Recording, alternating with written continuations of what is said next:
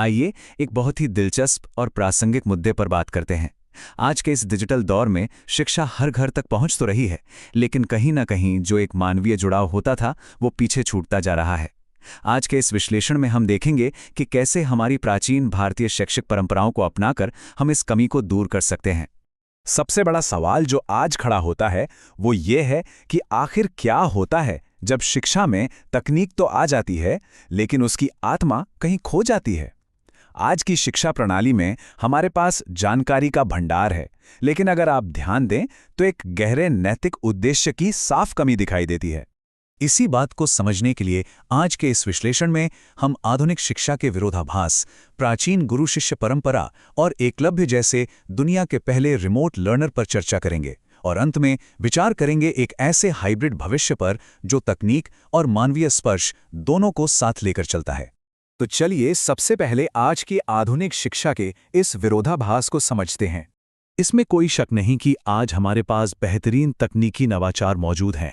Artificial intelligence, स्वयं जैसे online platform, virtual और ऑगमेंटेड रियलिटी, इन सब ने मिलकर पढ़ाई को इतना आसान और रोचक बना दिया है कि दुनिया के किसी भी कोने में बैठा व्यक्ति बहुत ही प्रभावशाली ढंग से ज्ञान प्राप्त कर सकता है। लेकिन इसी तस्वीर का एक दूसरा और चिंताजनक पहलू भी है। हालिया शोध बताते हैं कि हम ऐसे छात्रों की फौज तैयार कर रहे हैं जो तकनीकी रूप से तो एकदम माहिर हैं, लेकिन उन्हें सही नैतिक मार्गदर्शन और भावनात्मक समर्थन नहीं मिल पा रहा। उपकरण तो हमारे पास बहुत शक्तिशाली हो गए हैं, पर मानवीय जुड़ाव का एक गहरा संकट पैदा हो गया है। अब जरा पीछे चलते हैं और देखते हैं कि हमारी प्राचीन गुरु शिष्य परंपरा इस आधुनिक ढांचे से कैसे अलग थी। यहाँ गुरु शब्द का अर्थ ही बहुत गहरा है। गु का मतलब है अंधकार और रू का मतलब है उसे दूर करने वाला। प्राचीन काल में गुरु कोई ऐसा व्यक्ति नहीं था जो सिर्फ क्लास में आके सिलेबस पूरा करवा दे। वो एक जीवन मार्गदर्शक होता था जो छात्र को एक संपूर्ण और बेहतर इंसान बनाने के लिए पूरी तरह समर्पित रहता था। तो अगर हम तुलना करें तो ये बहुत बड़ा वैचारिक अंतर है। आज का ढांचा मुख्य रूप से करियर केंद्रित और एक तरह के लेनदेन पर टिका है, जिसका लक्ष्य शायद सिर्फ दिमाग में डेटा भरना रह गया है, जबकि हमारी प्राचीन शिक्षा पूरी तरह से समग्र थी। उसका उद्देश्य व्यक्ति के अंदर गहरा बदलाव लाना और एक मजबूत नैतिक चरित्र का निर्माण करना था। यही कारण है कि उस समय केवल डिग्री हासिल करने से कहीं अधिक नैतिकता को महत्व दिया जाता था। इसे समझने के लिए नचिकेता और यम की कथा एक बहुत ही शानदार उदाहरण है। जरा सोचिए, एक छोटा सा बालक नचिकेता मृत्यु के देवता यम से मिलने के लिए पूरे 3 दिन तक बिना कुछ खाए पिए प्रतीक्षा करता है। उसके इस कठोर धैर्य से प्रसन्न होकर जब यम उसे धन, संपत्ति और राजपाट का लालच देते हैं तो नचिकेता उन्हें तुरंत ठुकरा देता है। वो केवल आत्मा और जीवन के परम ज्ञान की ही मांग करता है। यह अद्भुत कहानी हमें बताती है कि सच्चे ज्ञान के लिए तुरंत मिलने वाली खुशी नहीं, बल्कि सत्य की गहरी खोज और असीम धैर्य चाहिए। इस प्रकार प्राचीन शिक्षा ने हमेशा श्रेय को चुना, यानी उन मूल्यों को जो लंबे समय तक लाभकारी और नैतिक होते हैं। आज का जो सांस्कृतिक चलन है वो अक्सर प्रे यानी तुरंत मिलने वाली खुशी और अल्पकालिक फायदों के पीछे भागने का है। हमें ये विचार करना होगा कि आज हम अपनी शिक्षा में प्रे चुन रहे हैं या श्रेय। चलिए अब थोड़ा आगे बढ़ते हैं और दुनिया के पहले दूरस्थ शिक्षार्थी यानी पहले रिमोट लर्नर एकलव्य की बात करते हैं।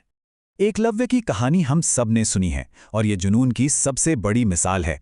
सामाजिक व्यवस्था के कारण जब गुरु द्रोणाचार्य ने उसे शिक्षा देने से मना कर दिया तो उसने हार नहीं मानी। उसने गुरु की एक मिट्टी की मूर्ति बनाई और घने जंगल में अकेले रहकर पूरी लगन से तीरंदाजी का अभ्यास किया।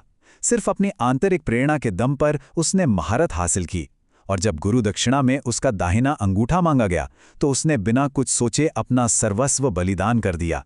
देखा जाए तो एकलव्य आज के किसी भी बेहद समर्पित ऑनलाइन छात्र का बिल्कुल सटीक प्राचीन रूप है। इसी से एकलव्यवाद का आधुनिक विचार सामने आता है। ये विचार हमें बताता है कि डिस्टेंस लर्निंग की ताकत कितनी अपार है। जब सीखने की सच्ची लगन इंसान के अंदर हो तो बिना किसी शिक्षक की भौतिक उपस्थिति के भी असाधारण और प्रेरणादायक परिणाम हासिल किए जा सकते हैं। लेकिन यहाँ एक अहम सवाल ये भी उठता है कि क्या सिर्फ डिजिटल अलगाव या अकेलेपन में सीखना ही काफ़ी है?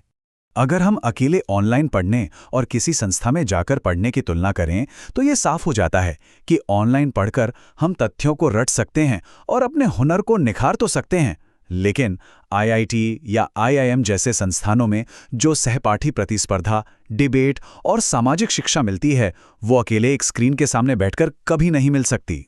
इंसान मूल रूप से एक सामाजिक प्राणी है, इसलिए सबसे बेहतरीन ऑनलाइन कोर्स भी समग्र विकास के लिए जरूरी सामाजिकरण को पूरा नहीं कर सकता। अकेले अभ्यास करने से हुनर तो आता है, लेकिन सामाजिक विकास वहीं रुक जाता है।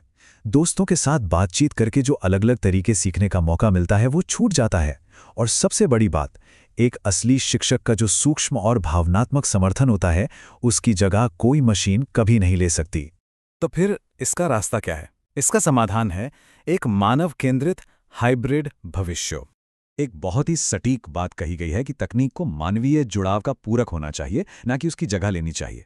सही मायने में समग्र शिक्षा के लिए हमें यह सुनिश्चित करना होगा कि डिजिटल उपकरणों का इस्तेमाल आपसी मेंटरिंग को मजबूत करने के लिए किया जाए, ना कि उसे खत्म करने के लिए।